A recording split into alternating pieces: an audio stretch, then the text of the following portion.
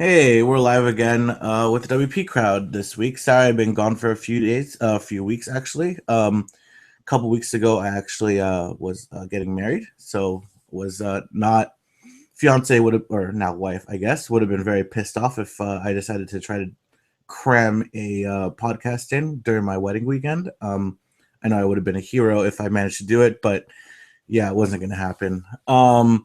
And then last week we were just still in a kind of like a post-wedding high. Family was still in town, so all right. So now we're at this week, and we're back to our how to make money with WordPress series. But before we even get into that, I wanted to bring attention to something that we're doing. We started yesterday on the WP crowd. I'm going to post a link to it.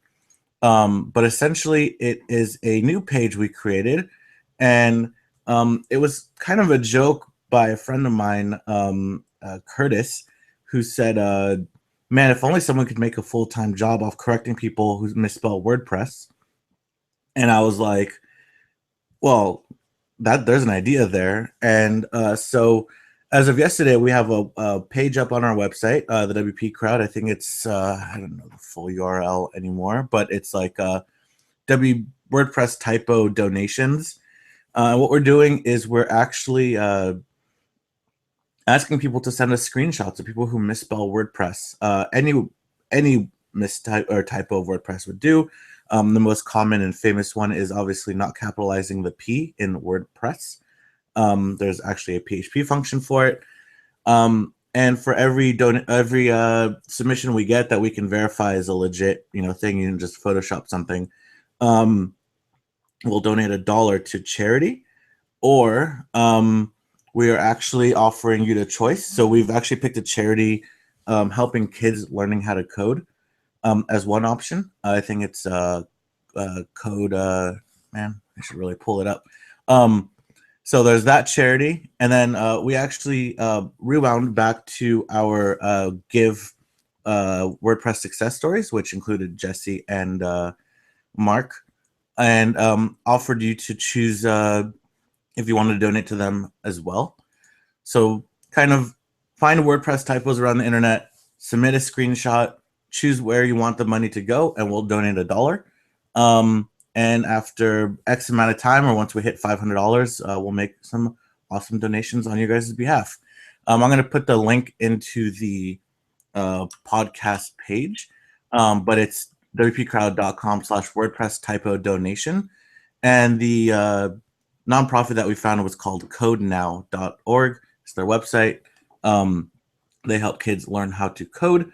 So I figured learning how to code, teaching them how to spell WordPress correctly kind of goes hand in hand. So yeah. So now on to our show for today. And let's do some introductions. There's only one person joining me today. Jesse, why don't you go ahead and introduce yourself? I'm Jesse Peterson, as my lower third so very well illustrates. I'm in Tampa, Florida. It is over 80 degrees already, and all the fans and air conditioning is on. I am a Genesis developer. I'm working on my first theme shop. We've got one kid that we've adopted out of foster care, and we're working on our second, who is actually a surprise adoption. He was going to an adoptive family who backed out, and all of a sudden we are now thrust into the private adoption scenario. So that's where we are. Baseball starts tonight. The good old parenting athletic schedule has begun. So I'm here to do a podcast to break up the monotony of my very boring life. Kids baseball, or are you? Is it a Major League Baseball starts tonight? Kids baseball. Kids baseball. His first year out of the kindergarten league, even though he's still in kindergarten. Is it a T-ball or is it a pitching machine? It was pitching even the first 2 years, but if you miss 3 times, then you put it on the tee and hit. But now it's straight up baseball.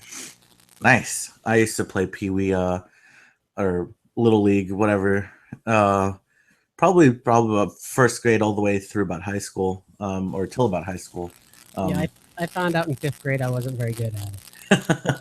I wasn't very good. I was more of a Babe Ruth slugger versus a base runner.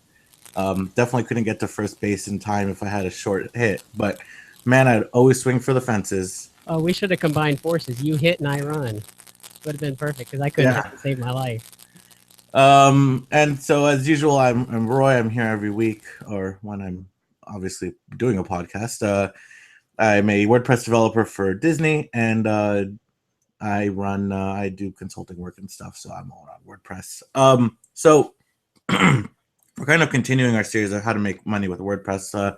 Our last episode, Jesse and we had Teresa join us, talked about consulting with WordPress, specifically when you're talking about uh, taking a theme that already exists and then selling it to a client. So today we're kind of taking a different approach, and this is something else I want to focus on because not everyone's a developer, not everyone's a consultant, but there's a lot of other people that use WordPress besides those two groups, right? There's the users, there's the bloggers. So one thing that we're going to focus on is how to make money with your WordPress blog. And there's going to be a few episodes that are focused around the blog platform. And then if you're a blogger, how you can make money. This is just the first of kind of that inner series, I guess, or that inner topic. And today we're going to talk about sponsored content. And so just to kind of start high level, what is sponsored content? It's pretty straightforward as the name says.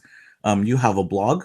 You have X amount of people coming to your blog, and you are as a sponsored content is actually content on your website, a blog post, a page on your site that's actually sponsored to be there, paid for by a company, or well, really anything that really wants to pay you to have their presence on your website. Unlike an ad, which we'll talk about in another episode, ads kind of are on the sidebar or kind of in your post, but it's still your content. Sponsored content, for the most part, is actually also provided by the sponsor. So there's two ways around it. There's a lot of times the sponsor will supply you with a blog post and say, hey, can you put this on your site? I'm going to pay you X amount of dollars for either a flat fee or per impression. And then they can kind of go that way. Or a lot of companies and a lot of people will say, hey, I want you to sponsor something, but we're not going to give you content. We want you to create the content. So before we kind of dive into those two and how they're very profitable or how you can make good money off of them, I'm talk about the ethics of it for a second. I don't know if ethics is the right word, but John Oliver, who does Last Week Tonight, covered this a couple months ago, maybe last season, talked about sponsored content, especially when it comes to news sites. And I think that's kind of on the other end of good, right? If you have a news site where you're actually legitimately giving out the news, like let's say a CNN type website, and your sponsored content, and you have sponsored content on your site, and you make it look like news. For instance, there's a news article and it talks about the 10 ways to, die faster. I don't know, like something like some scary tactic. And then you see it's sponsored by some pharmaceutical company who will then say, hey, here are the 10 ways that you could die by eating bananas. But if you take our pill, you won't die. So I know that's the very extreme fear mongering kind of case, but that's kind of what is out there and does go down on the internet with sponsored content. And again, that's I'd say almost on the extreme end of not a good way of using sponsored content. But there is kind of a fine line, and I think there's ways around it that can be done well. Jesse, what are your thoughts on it? Have you ever seen a piece somewhere and maybe you thought it was part of their blog, their content, then you're like, oh no, this is actually sponsored, and it either A, you were like okay with it, or B, you were pissed off, and why in either scenario? Yeah, the first introduction I had to sponsored content were the 2-page spreads in print magazines where it wasn't as as obvious right away. Wired magazine still does it, and it actually caught me a couple of weeks ago. I started reading this thing, and I was like, "Wait, this sounds like marketing," and it was. But usually, it comes up as widgets in the news articles at the end as related content, but it's not related at all, except that it's sponsored material that's related to what you're reading. And it's if it's news, I don't mind it at all. If it's actually something that someone is paying for exposure, but if it's a straight up advertisement for a product being touted as related to what I'm reading, then I I don't like that tactic at all. And there are two or three different levels of um, transparency that I've seen, and it's usually the most easy to see when it's on mobile because it doesn't really blend in with the page as well. But people are pretty good at disguising it when it's on a desktop.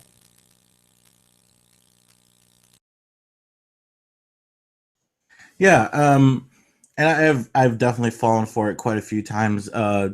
My the biggest example would be BuzzFeed because I actually used to go to BuzzFeed a lot and like reading their articles and like their quick reads kind of stuff. And all of a sudden I noticed that certain things are being sponsored by BuzzFeed and my or not by BuzzFeed by obviously by companies and uh it's kind of hit or miss for me because some of them are pretty funny. There's a I'm not sure if it was BuzzFeed or if they just there was another website that did there was like a series of like thoughts from your cat, and it was like an older cat and like a kitten, and it was like the older cat was talking to the kitten about like life lessons, and it was hilarious. But then the whole thing was sponsored by like Friskies.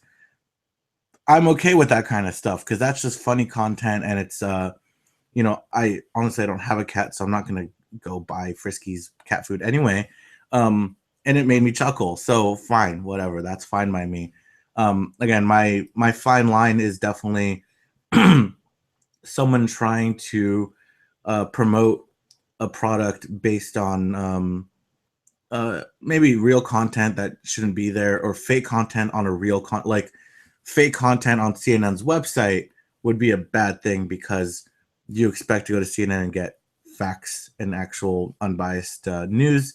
Um, Probably won't happen anyway, but you expect that, you're kind of hoping for that, and then all of a sudden there's an ad with an article with an ad that is an ad, I should say, and you just can't take the whole thing at all, and sometimes you'll get caught in that trap. So let's talk about the good side of things. We kind of spent time talking about all the bad stuff. Let's talk about the good stuff. So if you have a blog or you have a website that's just content, I think there is a good side to using sponsored content. One, um, let's go back to that Friskies or whatever it was, that cat video. Obviously, the internet loves cat videos, but no matter what the cats are doing, let's talk about that one specifically. It was good content. It was funny. They made I think two or three more like sequels to it, and it worked out really well for them. So if you think about it that way, it was an ad, but the visitors of the website, let's say it was BuzzFeed or wherever it came from, really did enjoy like the video. Like it got shared a bunch of times, and that's kind of what Friskies is after, right? They're after the audience of BuzzFeed. And yeah, maybe out of a million people that watched the video, 1% went to go buy Friskies food instead of whatever they were buying before. Um, or another chunk percentage, a very small percentage, got a cat in that same time frame, and they saw the video, so it kind of stuck in their head that Friskies was this food. There's like all sorts of psychological things when it comes to marketing, which we're not going to get into, but for the most part I consider that good content which is sponsored, and I think it's fine. Another area which I think is fine is if you know your visitors and your users very well, why not allow a company that they would enjoy hearing from sponsor content if it helps them make better decisions in purchasing, or maybe enlightens them to something brand new, why not? Definitely. I mean, there's something to be said with you as a user of the product or service writing something, and then there's another where these are the people who specialize in making it and marketing it to write their own thing for you too. I would want a caveat where please read my content about your product or service first, so you're not repeating everything, and it doesn't look like some cookie cutter brochure that you take to WordCamp and put on a table. But there's several services and plugins that I would accept as valuable information to my clients on my website for sure. Yeah, Yeah, I mean, let's desktop let's server. yeah, I mean, let's take that as an example, right? Like Jesse and I both blog on our websites or anywhere around the internet. Um, I would happily take a sponsored post or an thing from something that is relevant, like desktop server being a good example, or really anything other tech related to the tech community that comes to my blog. One, because I don't necessarily find it offensive to say, hey, if you're coming to my blog to talk about WordPress or learn about WordPress or Angular or whatever it is, you might not know of this tool that exists. So I'm happy to have a sponsored post with it and talk about it. Um, when it comes to tools like that, usually they don't even have to sponsor content, because if it's a good enough tool, people are just going to talk about it, right? But let's just say desktop server was going around and saying, hey, we want to buy blog posts. And I don't know if they are, but let's say they are. Then yeah, I would totally be like, okay, fine. Majority of my users, if they haven't heard of you yet, which they should have, if they haven't, I'm happy to help you get the word out there by having a blog post talking about whatever it is. It's very similar to I spent a lot of time on YouTube watching like car videos, and then every so often, and I prefer like the people who modify and build out their own cars, but every so often, even in all of those shows, you'll see like a brand new car, and the guy, whoever the host is obviously clearly reviewing that car, and that's a sponsored post by that company, right? So whatever, Ford decided to give this guy a brand new uh, whatever Focus to test out, so he's testing out the Focus, and it's not his normal thing because he usually does custom car builds, but he throws that in there because Ford is clearly paying for that one episode, and hey, he gets a million views on a video. That's again, and that's also good content, right? Because you're actually getting a review out of it. Um, Yeah, if they write content that brings you traffic, then it's a win-win. Or win-win-win for everybody. It can be done right. yeah, not just if they're writing content for you, but if you are reviewing it, right? It's valuable data for people to have. I'm not saying let's write a blog post about desktop server uh, on a very low level. I'm saying if you write if they wanted to come to me and say, hey, we want a sponsored post, I would say, okay, I'm going to review it. I'm going to, or do a tutorial video or a tutorial post, right? Show how I can do something really cool with desktop server, and let that be a sponsored post by them. Because that might fit my visitors better, and I know my visitors. And B, that ultimately brings them more traffic. Like if I did a low level, let's say how to install desktop server, right? There's billions of those kind of already out there. And let's say I know my visitors to be a little more advanced, then they might not get anything out of my visitors. But if I said, hey, let me show you how to build a single page application using Angular, React, and Node, while you're having desktop server power the WordPress part of it, and it's all kind of put together, then that might get a little more traffic from my visitors to their website. Is That's kind of become part of the workflow. So yeah, I think there's definitely good use cases for it. And I think from a blogger's point of view, now if you're watching and you are a blogger and you're thinking about getting out there and you want to do some sponsored content, I think maybe the first thing you do is try to figure out who your visitors are. And you really should know that already. based on comments and based on kind of the content you create, right? You should always be creating content that kind of fits either if you do content that fits your personality, that is who you are, then you're still going to get a targeted group of visitors, right? You're going to know who they are because they're just going to like your writing. If you're writing for a specific visitor group, then you should definitely know who they are because you need to write for them. Once you know that, find products and stuff that they're going to like, and then you can either reach out to those companies to see if they're willing to do a sponsored post. And there's, again, two ways of doing it. One, they supply the content, or B, you write the content. I'd always advise towards the you write the content, because if you have a blog with a specific voice behind it, the content that they provide might not match up, right? It might be this corporate or weird tone that's kind of mixed in, and it's not going to be very seamless integration into your website. It's going to be a very obvious advertisement post. So try to write your own content. You could probably get a little more money out of it anyway that way.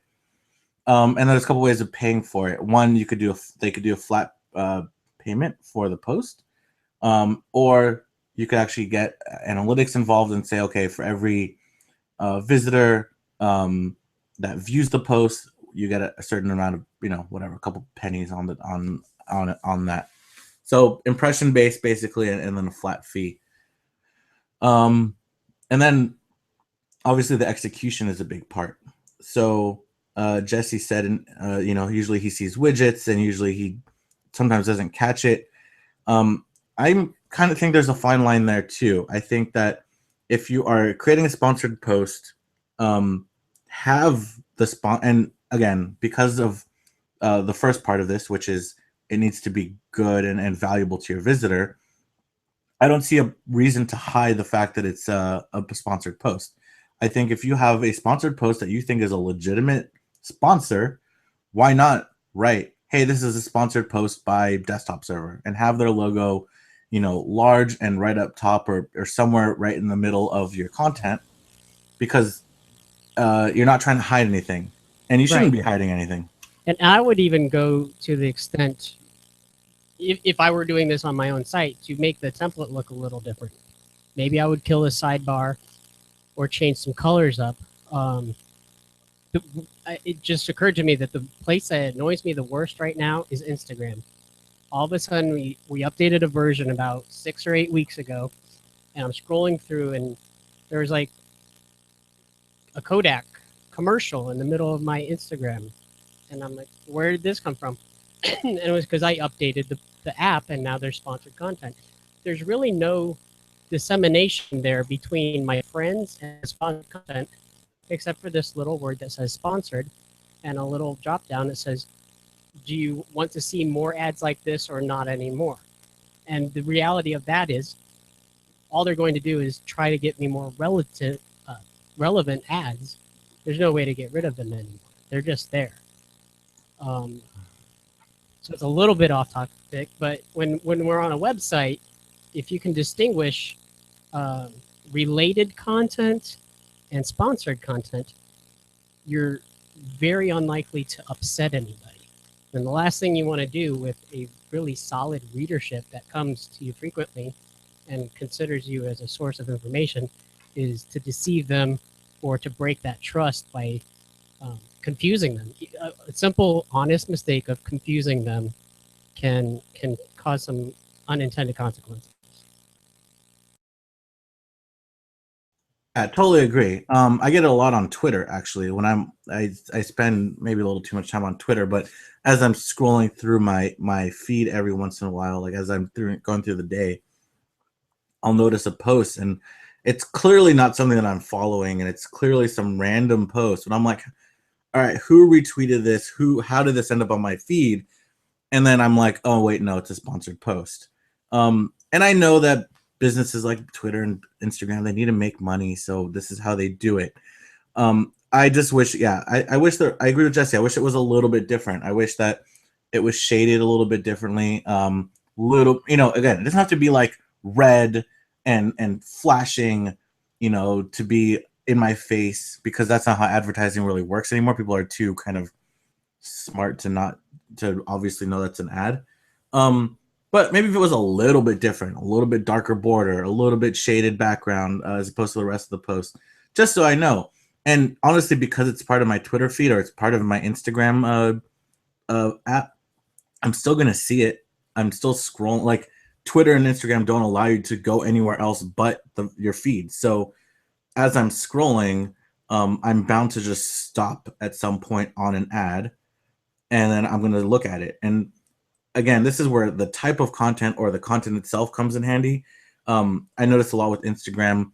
I see sponsored posts too, and some of them I catch them and I scroll right by them, but sometimes they're like a video or they're just a funny image. So again, good content, and then I realized it's sponsored. I'm not a person to click on ads like that. I don't really have a need to, but um, it still makes me stop and watch it sometimes or look at it. With Twitter, I've clicked a couple times because they're really good at marketing dev tools to me that I don't need.